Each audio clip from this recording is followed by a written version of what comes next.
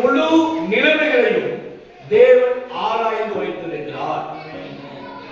சொல்றீங்க முழு நிலைமைகளையும் நீ எப்படிப்பட்ட நிலைமையில் இருக்கிறாய் என்பதையும் உன்னை ஆராய்ந்து வைத்திருக்கிறவர் ஆண்டவராக இயேசு கிறிஸ்து ஒருவர்தான்.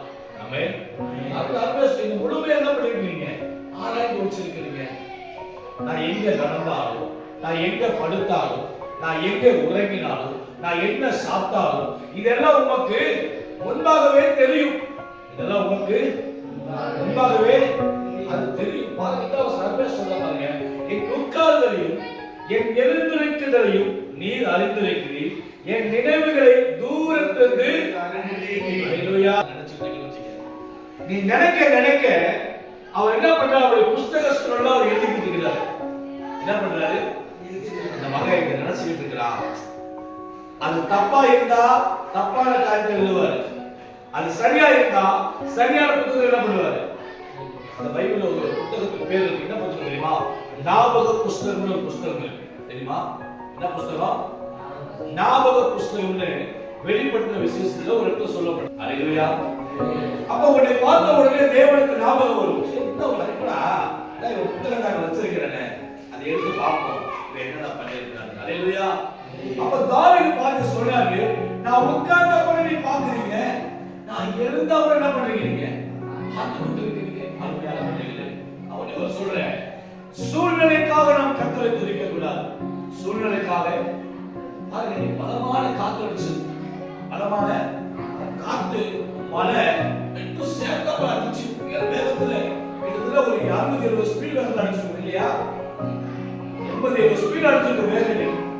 அடிச்ச வேகத்துல ஒவ்வொரு சைடுல மரமெல்லாம் சாஞ்சிருச்சு, ஒவ்வொரு சைடுல வீட்டோட சீட்டெல்லாம் பறந்துச்சு. அல்லேலூயா. ஜெபம் பண்றது அப்படின்னா ஒரு டிஃபரெண்ட் ஆயிடுச்சு. இதெல்லாம் ஜெபம் பண்றது ஓவர் போனா கரண்ட் இல்ல, ஒண்ணு இல்ல, உலகத்துல உட்கார்ந்து என்ன கிடைக்கும் அப்படியே என்ன அவங்களுக்குள்ள அந்த உருவாக்குற என்ன பார்க்கிற ஒரு நினைவுகளை தேவன் பார்க்கிறார். இப்போ வாட்ஸ்அப்ல போட்டேன், கைஸ் எல்லாரும் வாங்க அப்படின்னு, பிரேம்ஜி ஓகே வரேன் அப்படின்னு போட்டேன். அப்போ நினைவு என்ன? நம்ம மட்டும் போக கூடாது, போகும்போது ராகுலையும் கொண்டு போவோம். தோணிச்சா இல்லையா? போகும்போது ராகுலை என்ன பண்ணுவோம்? அதான் வரணும் சொல்லி பார்ப்போம்.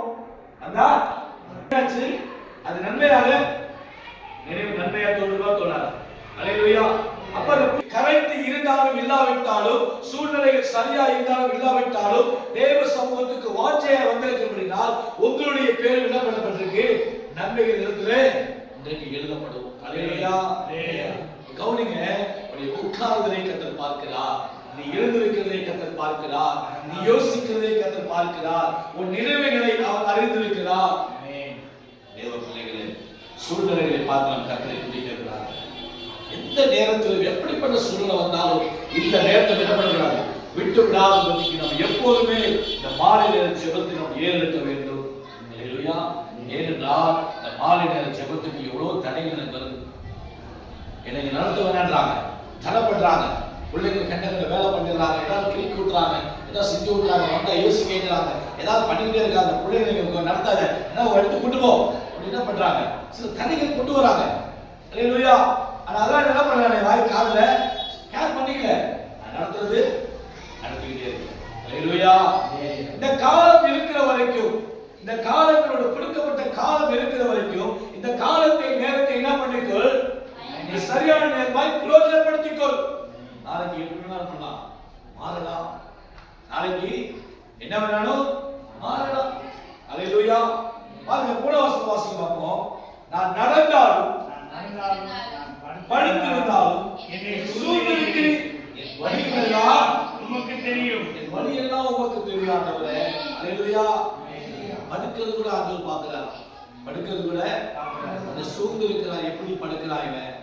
காலை விரிச்சுட்டு தூங்குறானா, ஒப்பரை படுக்கிறானா, குறைக்க விட்டு தூங்குறானா, வாயை படுத்து தூங்குறானா?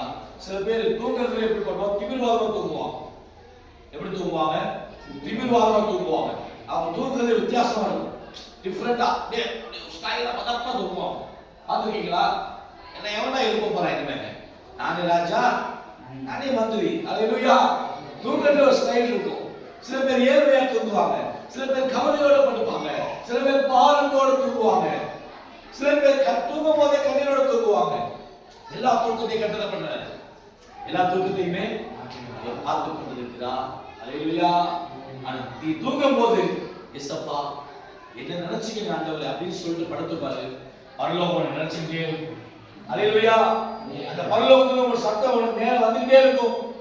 என்ன நினைச்சுட்டாங்க ஆண்டவரே நைட் நேரத்துல ஆபீஸ் சொல்றாங்க இடத்துல ஆண்டவரே நான் படுத்து நித்திரை செய்கிறேன், நான் காலையில எழுந்திருப்ப தெரியாது, ஆனாலும் என்ன பண்றீங்க எழுப்புறீங்கன்னு தாவீது சொல்றார். அல்லேலூயா. என்னுடைய வாழ்க்கையில தூங்கிட்டா காலையில எழுப்புவான்னு தெரியாது. ஆமென். நீங்க பாருங்க அருமையான இந்த மகள் திரிஷா ஒவ்வொரு நைட்டும் அவளுக்கு எப்படி இருக்கு இப்போ ஒரு மரண பயமா இருக்கும். ஒவ்வொரு இரவும் அவளுக்கு எப்படி இருக்கு மரண பயமா இருக்கும். ஐயோ நான் காலை விழிப்பனா தெரியலையே, நான் காலை விழிப்பனா தெரியல கொண்டே இருக்கும். அல்லேலூயா. தேவனுக்கு சித்தமானால் மறுபடியும் என்ன பண்ணுவார்?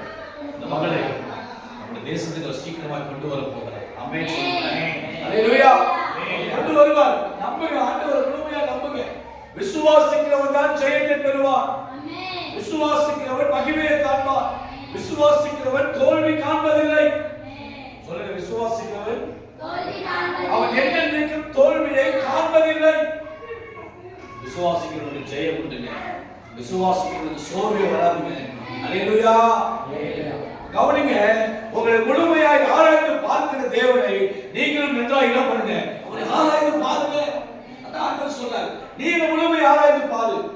வேதத்தை வாசி, வேதத்தை தியானி, தேவ சமூகத்தில் அமர்ந்திரு, தேவனோட உறவாடு. தூங்கும் போது பிரேம் செய்ய சப்பா என்னை ஏதோ ஒண்ணு